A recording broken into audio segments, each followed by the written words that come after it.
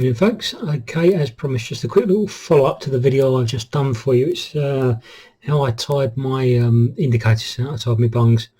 So yeah, they really are quick, simple, very easy to do, so let's just crack on with it.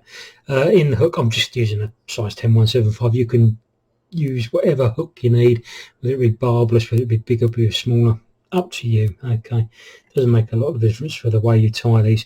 Thread for this, I like to use something a little bit more robust, so not UTC.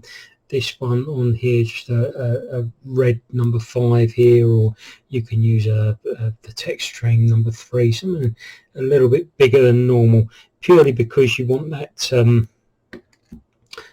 you don't want it to cut through the foam as you're tying. So we're just going to use the red because it's easy to see. So just catch the fly on there, catch the thread on, trim off the excess. Okay, so this first one, really easy, and we used to use this in the, we still use this a lot in the competitions because it is competition legal. And this is made up from just plasterzote blocks. Okay, both of these patterns are made up from plasterzote blocks. This particular one I've drilled out using my cutters. Okay, I've just drilled out a couple of larger cylinders there, and they are, well, looking at them, they'll be about 8mm they were. Again, you can make them larger or smaller depending on what you want to do with them. And we're going to tie this, it's almost booby fashion. What I'm actually going to do is I'm going to catch in the tail first. We're going to use one of these for the tail. So just take up that booby cylinder, and I'm just going to cut an angle at it, just like that. And that helps to lay down on the hook, right? So I want to catch that in. So I'm just bringing that back behind the eye there. I'm just going to catch that in like that. There's no real finesse about this, just as long as it's nice and tight, just like that. And this is the reason you don't use a UTC or anything that's too fine a thread, because it will just cut through and slice through that. So first part done, simple. A little drop of varnish on that just to make sure that that doesn't come apart. And then we're going to add on effectively a set of booby eyes, and again using that same booby cylinder, that same plasterzote block cylinder. I'm just going to cut that down, okay, to the size I want. And I've already done that just for speed of this. I've just cut that down about half of that, and I've just trimmed the edges around, as I've shown you before in previous videos. Very simply with your scissors, just go around and just trim the edges up. Doesn't make a lot of difference. I think it just makes it a little bit more aerodynamic for you. So I'm just going to offer that to the eye. You see how it's going to sit there? I'm going to hold that in there and then come around it, find the center, and then just bring that down and go around in your nice figure of 8 loops. Like so. So you just time that on, figure of 8 in on, and that really is it. Bring it to the front there, and I'm just going to tie off at the eye of the hook. It couldn't be easier, and they're so effective, these. You can obviously, you've got the eye of the hook there to tie on with. Bring that forward, trim off. Simple. I'm just going to trim this down a little bit because I think that's a little bit too long for me. So I'm just going to take a little bit off there. Boom. Perfect. You can make sure this goes inside the international gauge if you're fishing these to comp rules, and that goes lovely into the international gauge. What a bad guess was it? And I'm also just going to split the tail here, so I'm just going to take that out of the vise, and just with my scissors I'm just going to make a cut 2/3 of the way down just to split it.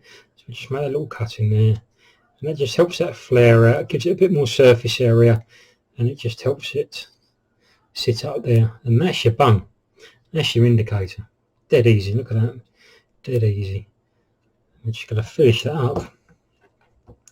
Again, a little drop of varnish underneath here to make sure everything is nice, it's set, and not going to go anywhere. Okay, indicator number 1, bung number 1. Right, let's quickly do bung number 2. Take that one out of the vise. So bung number 2, similar sort of principle, done out of the plasterzote block.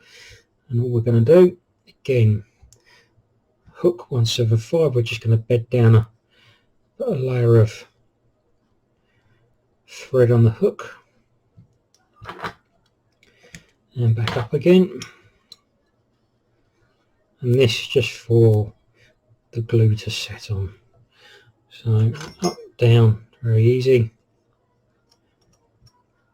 Trim off and away. again, plastic block, and what I've done with my craft knife, I've just cut sections out of here depending on how big I want, and I've ended up with a little piece like that. Okay, and all we're going to do with that, very, very simply, I'm going to take the scissors and I'm just going to shape the edges of this. Alright, so I want to give it a little bit more of a round profile, so I'm just going to work around it and just start to shape the edges just to take that square profile. Again, really is just about making a little bit more aerodynamic when you come to cast it, because these can be a bit of a pain to cast at times. So just giving it a nice little shape. You can take as much time over this as you want. I'm just going to rush this one through just to show you the principle of it all, and just give it a nice all the way around, almost giving it a sort of a torpedo shape at one end, same at the other end, back round again. Just trim, trim, trim. Very, very easy. Lovely. Okay, so you end up with a block that's got a little bit of a tape on it. Okay, I'm just going to take the craft knife and make a little slit down the middle of this. Okay, I'm just going to make a little slit down there,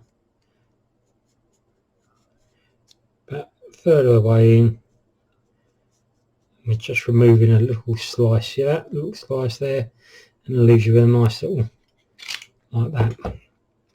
What we're going to do with that, that's going to sit over there, leaving the eye nice and open there. Okay, you could trim this down underneath if you want this to actually fish. It's up to you. If you want to underneath this to trim so you get that hook point, or just use a wider gauge hook. Completely up to you how you want this to work.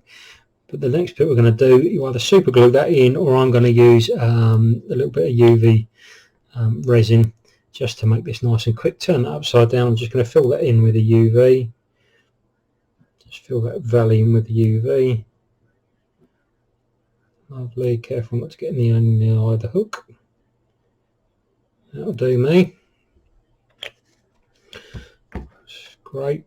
Yeah, you can see that's all nice and full up with the UV in there, and then we're just going to zap it. Give it a zap with the UV. In there and all the way around. You know how this stuff works. Looks lovely on the camera, doesn't it? It'll just go off any second now. Lovely. And that's it. That's all there is to it. And then you can spend a bit more time shaping it as you want, but that is a very effective indicator. That will work perfectly. As I say, you can take more time shaping it. Some people like to go back over it and coat it with paint and whatever. I just like to use the orange blocks to start with. They're easy to use that way. There you go. Two very easy to make homemade indicators will work as well as any shop bought one. Hope you enjoy it.